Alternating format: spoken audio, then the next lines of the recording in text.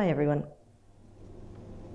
When I was a child, I always wanted to go to Lilliput, that remote world in Gulliver's Travels where all the people are really tiny, because I was always drawn by this idea of scale. And then when I got older, I did work out how to get to Lilliput. I became a particle physicist. I did a PhD in particle physics, so I could be this giant hunting for these tiny elementary particles. That's me telling my mum how it all worked. I spent 5 years of my life hunting for this tiny particle called the W boson. It's like an early relative of the Higgs boson. But quite frankly, I got a bit bored of the search. The reality of a particle accelerator, hours spent underground in a tunnel surrounded by humming machines, it was all very far away from my early dreams. I wanted to see and feel these particles shrink down to their world.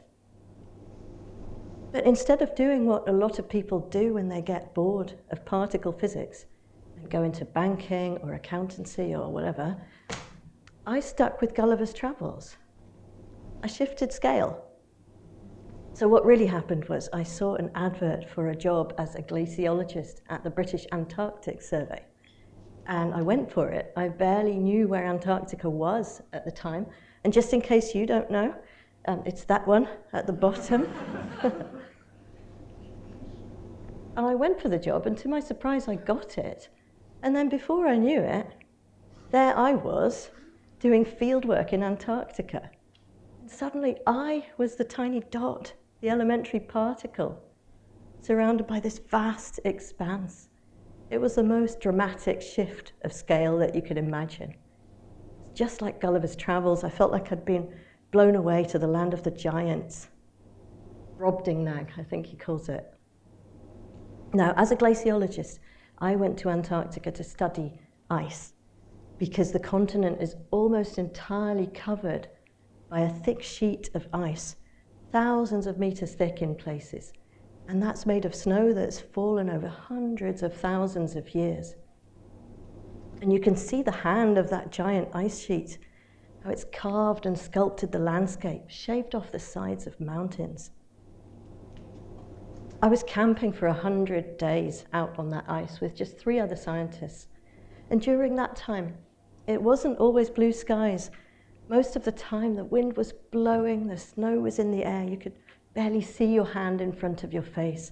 It was terrifying, but I loved it because it was real. I could see it and feel it, and after all those years of hunting for these elementary particles, I could finally hold my science in my hands.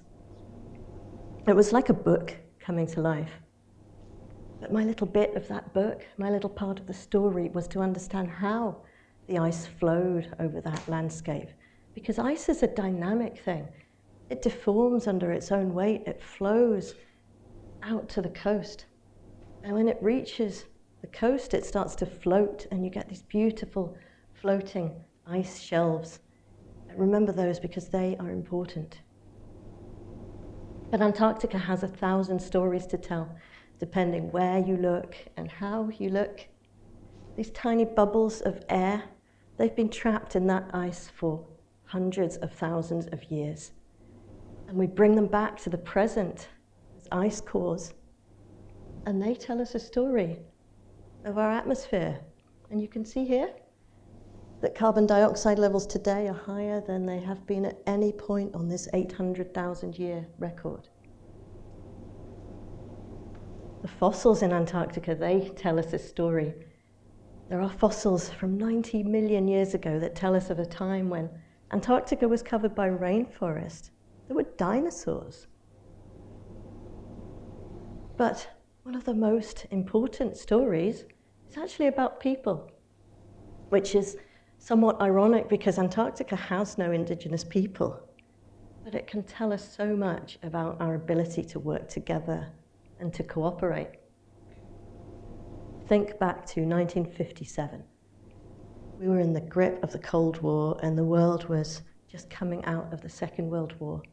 And amidst all of that, this really positive thing happened. International Geophysical Year. 18 months of coordinated scientific measurement across the globe.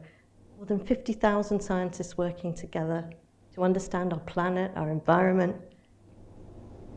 67 countries were involved, and in Antarctica, there were 12 countries active.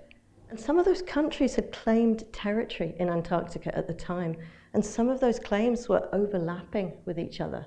But for the duration of that year, they agreed to put those claims aside to cooperate on science. And by the end of that year, it was such a success that they realized that the only way to cooperate, the only way to do science in Antarctica, was to work together. And so they established what then became known as the Scientific Committee on Antarctic Research, to continue that cooperation between nations. And I'm the director of SCAR now. And we've gone from 12 countries in 1957 to 46 countries today. And we have more than 30 different research groups, bringing researchers from all over the world together to pool their knowledge, to understand Antarctica together. That's the very first SCAR meeting, which I wasn't quite old enough to be at.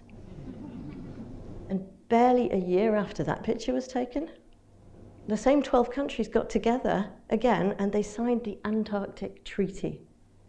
And under that treaty, they dedicated Antarctica to peace and to science. They set their claims aside indefinitely. And today there are 56 parties to that treaty. And that cooperation between countries matters today more than ever. Because Antarctica is changing.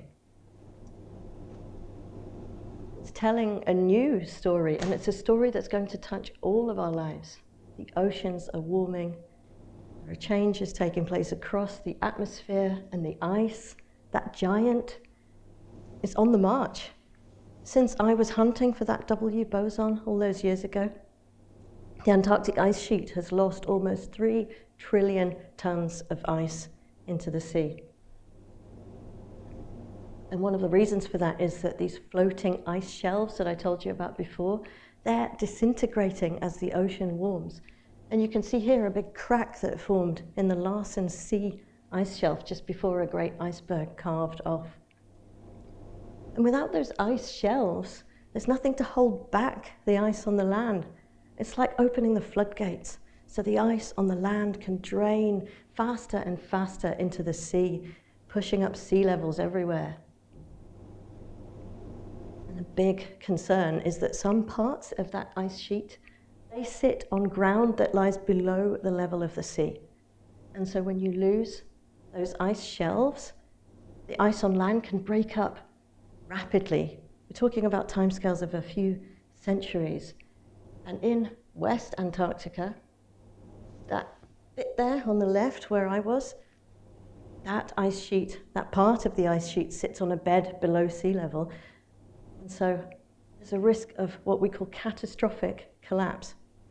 And there's enough ice in that part of the ice sheet to push our sea levels up by almost 5 meters.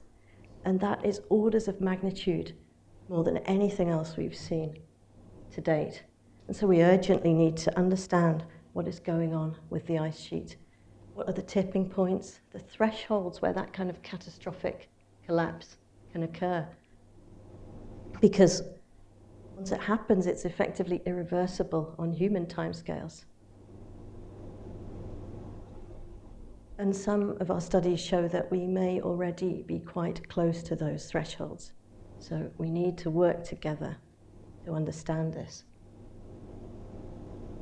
But what about Antarctica itself? What is change doing in Antarctica? Every year, more and more people arrive. Scientists, tourists, more and more vessels, fishing vessels. And that, combined with the changes that we're seeing in the climate and pollution, is putting this pristine wilderness that our early explorers found under threat. It's shrinking. But how do you protect a place that nobody owns and that has no people no indigenous people to speak up for it. So that's where the Antarctic Treaty comes in.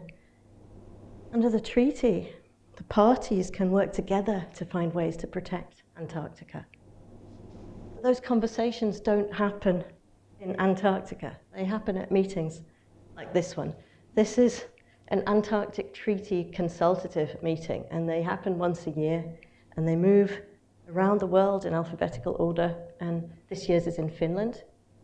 And they're such great melting pots of decision makers and scientists and environmental groups.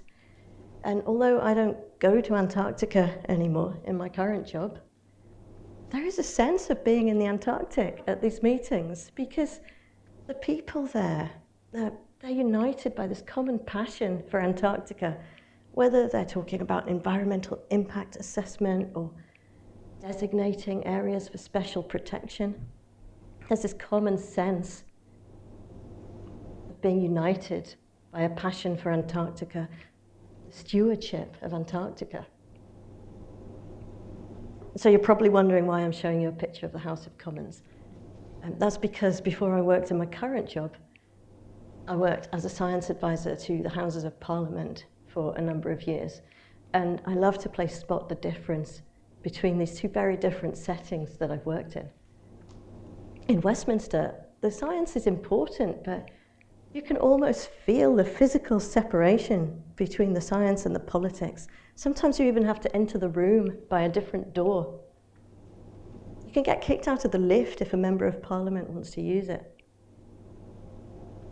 But in Antarctica, at the Antarctic Treaty, the science and the politics, they go hand in hand. They're so closely intertwined, and that is the glue that's held international cooperation in Antarctica together for more than 6 decades. One of the questions I was asked at Westminster was, what's going to happen if someone flies a plane into the Sellafield nuclear plant? And it took 2 years to look into that, and I never quite got to the bottom of it. I like this job a bit more. But what draws that question together, what draws decision makers together everywhere, whether they're in Antarctica or in Westminster, is that need to know what's going to happen. They need certainty, because without certainty, you can't plan for the future. But science is fueled by uncertainty. It's what we don't know that drives science forwards. And there is so much in Antarctica that we don't know, that we need to know. And so a lot of effort is focused on trying to reduce those uncertainties to help decision makers prepare for the future. But of course, the big unknown that everyone wants to know the answer to is, what are we going to do about global emissions? What is humanity going to do about global warming? And Antarctica can't answer that question. That is a story that's still being written, that we're all still writing. But Antarctica can give us a little window into what possible futures might lie in store if we don't act. So let's go back 3 million years to the last time our planet had comparable levels of carbon dioxide in the atmosphere to what we see today. Back then, the world was 3 degrees warmer, and geological records show that sea levels were 25 meters higher. And you look here at this reconstructed model of Antarctica, the West Antarctic ice sheet, that land of my adventures, it simply wasn't there. One moment that stays with me from my time in the Antarctic is when, towards the end of that 100 days, there was a really vicious storm blowing and we couldn't get out of our tents. We were stuck inside our tents for a week. And so I'd been lying on my back for days. And I looked up at the apex of the tent and I saw this tiny little flash of light appear. So of course I thought I'd died. But just to be on the safe side, I told my tent partner, Steve, and he could see it too. And he was out of the tent in a flash, threw on all his thermal layers, grabbed a needle and thread, and then in a few moments that little flash of light was gone. And when Steve came back in and he defrosted himself, he told me that I'd spotted a tiny hole. And if he hadn't sewn it up, that hole could have turned out into a massive tear in the tent, and it could have blown away and we'd have died. And so I often think about that moment. And I think that the changes we're seeing across Antarctica, across the world, they're a little bit like that hole in the tent. We need to fix it before it's too late. In the end, this little plane swooped down like a guardian angel and carried me and my fellow scientists out of that storm and back to base. And it's just like in Gulliver's Travels. An eagle comes down and picks him up and takes him back home. But there is no eagle, no guardian angel coming to save the human race. But I do like to think that looking to Antarctica, we can see some hope, because although it shows us the very worst that might occur if we don't act, it also shows us just how much humanity can achieve when we are united and when we work towards a common goal. So with that, I'd like to say thank you, and if I may, I'd like to pay a tribute to a great climate scientist, colleague and friend, Professor David Bourne, who got me into Antarctic research, and he supported me throughout my career, and so many others until he passed away earlier this year. So thank you, David. Thank you all.